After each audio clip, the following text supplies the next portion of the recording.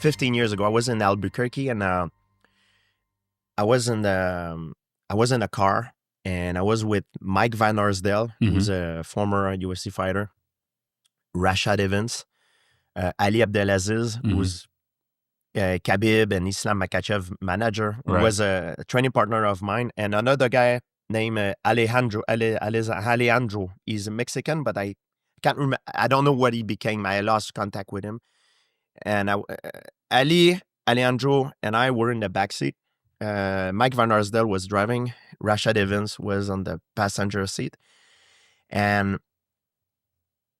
we were on the road, and we saw something. We experienced something that night that all five of us, like, it's undeniable. Like, something, we saw something, like, and what did you see? Was it like lights in the sky, or was it? Yeah, it was a light sort of coming towards us.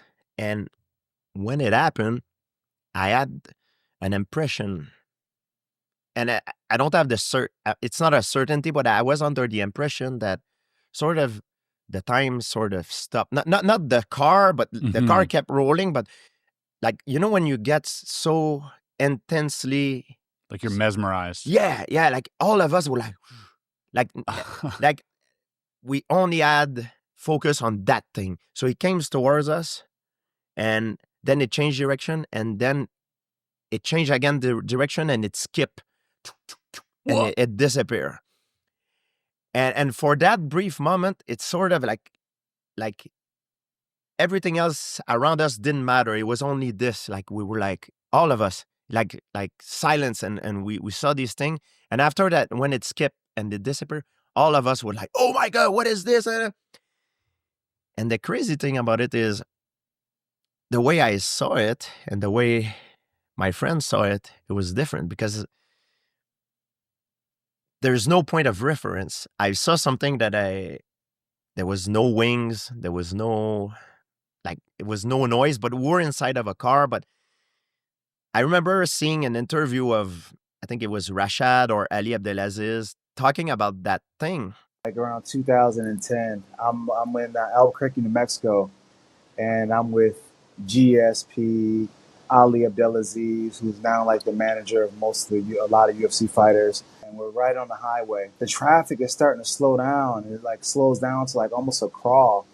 And we're like, why is everybody stopping? Why is everybody stopping? And then we start to look and see where everybody's looking. And then we roll down our windows and we look out, and we just see like this, I mean, UFO. Because of the way it was moving, it just didn't, I mean, it was that typical UFO movement where it was like moving, and then it like would stop and like defying gravity for a bit, and then it just stayed there for a second.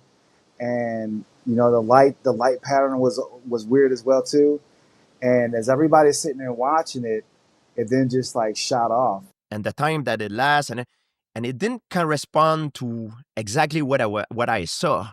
So I was thinking, if I talk about it publicly, I'm going to look like a liar, because they don't describe the same thing. They all have their different description of what they've seen. Like, I remember, I think it was, one of them said it was like almost a minute. And for me, it was only maybe 10, 15 seconds, if I remember. Wow. So we all have a different experience from that moment. So fast forward a few years, now I'm in Washington. So I'm like, you know what? I'm going to ask the big question. So I told the lady in front of me, and as I'm talking to her, the entire table stopped talking. They all the attention turned on me. So I told her what I saw, and I asked her. I say, I just want to ask you, am I crazy, or did we all collectively became crazy for a few seconds and saw something like an illusion, or is there something out there that are not us, Yeah. And she told me, you're not crazy. There's something out there. I was like, boom, like, oh my God. Like it and these are the people that knows, like, because they're that's what they do, like, if someone would know that, it's those guys. What was the the atmosphere after that? Man, I'm not gonna lie, since that weekend, I mean, now I sleep good, but the next few days after that weekend, it got me thinking so much. I had a hard time sleeping at night because these are the sort of questions that keep me up at night. Yeah. And I talked to a lot of these guys. I asked them a lot of questions, and man, this is insane. It is so crazy that's I would be very reluctant to publicly. And it's not me, it's them. A lot of them, what they told me, and a lot of stuff that I've read or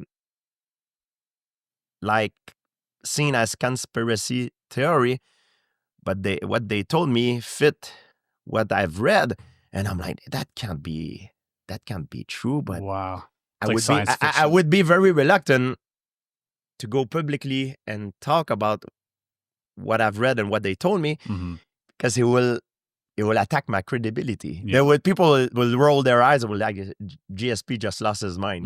He's brain damaged. This is no way. But I mean, it's just crazy. And I know you dive deep into this stuff, so you can understand a little bit. This is pretty insane.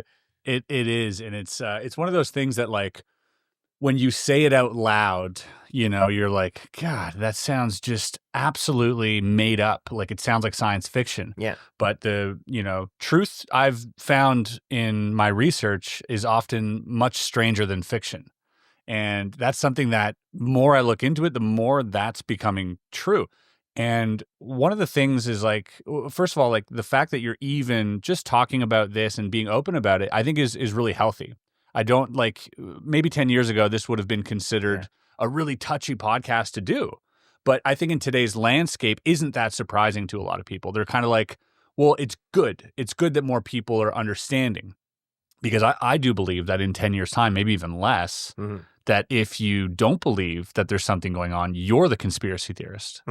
I think that more people are kind of coming around to this idea that, okay, all right, we're being visited, or they're already here or something. Yeah. And another thing that I think I consider this very important is, that because of what's going on in the world, there's a lot of wars, and I feel that if we found out that we're not alone, it will kind of unite us. We will stop fighting over some stupid differences, you know what I mean? And we'll get together better. And there's a lot of things that could change the entire world. The energy thing, like, if this thing is true, this technology is true, this can be used for the benefits of mankind. You know what I mean? And man, it can change the world. And for me, I think it would be important to have maybe not a full disclosure on this thing, but at least more disclosure on the matter, because it will be beneficial to the world. Yeah, great point. Something you just said there too is, like, not full disclosure, and I agree with that. I think most people who are familiar enough with the topic also agree with that there needs to be. We just need to get it out of the way that this is real. Yeah. Like, just that. Let's just get past that barrier right now, because we're so slowly approaching it. And what's happening is that more things are coming out faster than we're able to disclose it. Yeah. Right. And so there needs to be, like, we need to just bridge that gap and say, hey, these things are real. This is happening. We are being visited. We're not alone. Start there. Chris, most people, like, if you talk to most people, are not even aware that, you say UAPs. There's things that flies, and not only flies, that goes under the water, that are picked up by a very sensitive military instrument, and they don't know what it is. I mean, it's been disclosed. It's been declassified since, I think, it's 2017. It was in an article in the New York Post. Yeah. But most people are not aware of that. Most people still think it's not true. Like, I mean, you can research it. It's true. It's been out. The cat is out of the box, so to speak. Yeah. But most people are not aware of it. No. And I don't understand why the media don't talk more about it. I mean, it's one of the... I mean, are we alone? Are we... Like, even if we don't have the evidence to really know if we're alone or not, but this is very important. I mean... you have a certain object that flies over a sensitive military installation and are picked up by an instrument. I mean, man, it's something to talk about, and nobody talks about it. I'm like, you have to dig in to find out about it. Yeah, that's true. It's crazy to me. It's it's important. Very important. It's arguably the implication of it. It's huge.